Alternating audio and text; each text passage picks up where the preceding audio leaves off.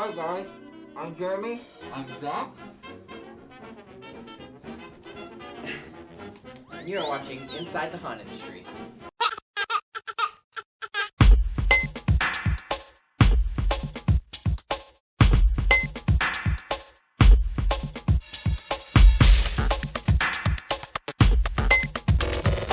So today we are going to talk to you guys about Silicone Masks. Alright, you gotta take it off. Oh, I thought it was it's a bit? Yeah, it was just a bit. Just a bit. I thought it was a whole No, thing. you look like a damn fool.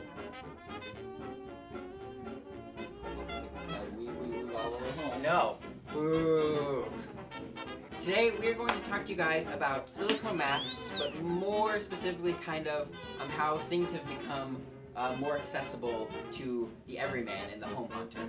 So what's kind of become a staple in the haunted house industry kind of always wasn't, at least in our opinion. 5 years ago, 6 years ago, when we really got back into home hunting and we were looking for more of the professional things to buy outside of Party City, 8 years ago, we were looking at these things, and it was so unobtainably expensive to middle school and high school Jeremy and Zach, and now look, Look at us now, Ma. top of the world.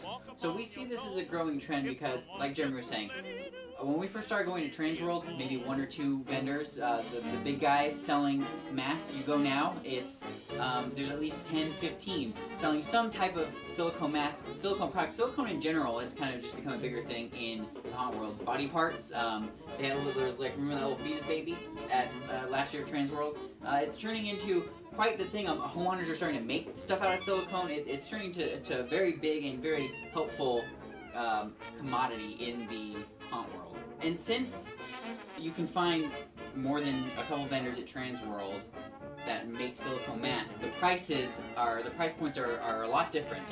Like you have your top of the line stuff. You have, not that this isn't top of the line. It's just cheaper. It's less thick. Less thick. The Immortal Masks, the effects masks, come with the mesh that's mixed in, so it'll never rip type thing. This one, yeah, it probably won't last as long, but could be scarier. That's the whole thing. It's what is going to scare people more? I mean, obviously all three of these could scare people, but the fact that this looks a little more homemade, I guess you could say. That's kind of a bad way to put it. But this looks like legit pigskin. Yeah, it looks like, since this actually looks like pigskin, and it's really thin, it gives, and your character can wear it for longer. I feel like this might scare someone more, and this can go in a maze, and this could be a queue line type thing, so. Well, I think because this is clearly something that is not human. This is clear that it's something not human. This is something maybe a human would be wearing. Yeah. Which is what makes it a difference, Yeah. I mean, but like I said, it's all about characters and your actors and that sort of thing. One of our favorite things about silicone masks, and I think this goes across the board, is just add a mask, instant character sort of thing. You just need to throw this on someone, and as long as you have a decent actor, you got a solid scare, and it saves amazing amounts of time on makeup. Just a little pro tips from us if you've never used silicone masks before. I mean, this thing, it is heavy, it's hard to breathe in. I mean, so if you're at Trans World and you're like, I don't know about silicone masks because I don't know what they're like, but they let you try them on. Try them on for more than just oh look, I look cool, let's take a selfie. Walk around, maybe jump around, get some breathing. This one specifically doesn't have a nose hole, so you have to solely breathe out of your mouth unless you want to breathe through your nose and it comes out your eyes and then it feels weird. We have our actors at our haunt. They will, the ones we entrust with silicone masks, or some of them have even bought their own, done a custom Immortal and CFX masks, that sort of thing. They have them be an hour in, 30 minutes out. So they'll have a backup mask, usually just a half mask, just so they can cool off, because you're going to be sweating, especially here in Southern California when our falls can be 80 degrees still outside. So it's very helpful. And plus, it actually adds a little bonus for your guests, because they think you have more actors and characters than you really do, even though it's the same actor. It's because if you don't see this guy for 30 minutes and then you see,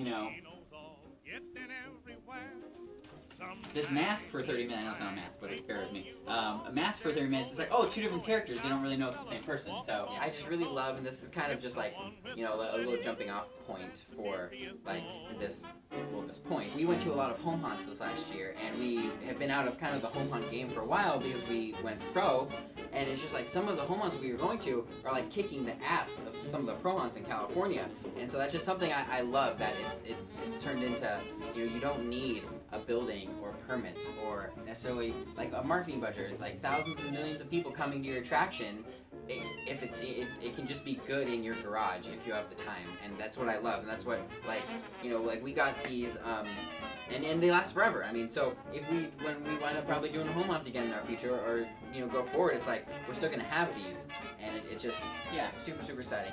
So we wanted to give just a little shout out to Immortal Masks, because these two are from Immortal, and George, the owner, gave us a few years ago now a tour, a little behind the scenes of their shop. We're gonna cut to that. Roll a clip. A lot goes into developing a silicone mask. You know, so what we do is we're not really in competition with latex masks. We're such a different deal, but we are in competition with, you know, ironically enough, is what my partner and I started off in, was makeup effects. Mm-hmm. You know, we take the place of a 6-hour makeup application in a 10-second, you know, clip. Right.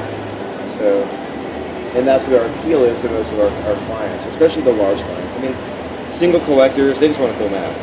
And that kind of goes on the same philosophy that Andrew and I had when we were growing up. As kids, you know, you wanted to have those cool masks or those cool monsters that you saw in the movies, but there's just no way to get something like that. We're never providing that. Right. You know, for our clients, our bigger and our larger clients, it is we are cutting down on application times.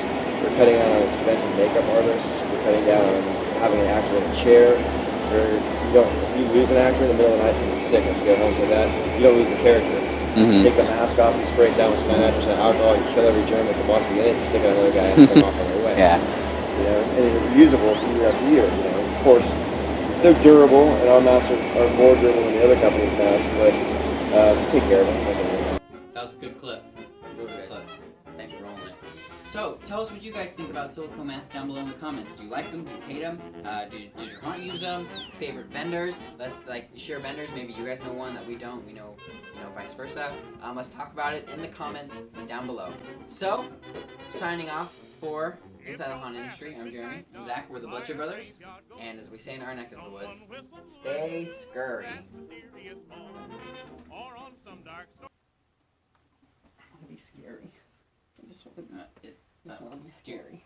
Do you not know how to put it on? I just want to be scary. I just want to be scary. Bye, guys. I just want to be scary. Am I scary? If your path at midnight dark by a graveyard goes,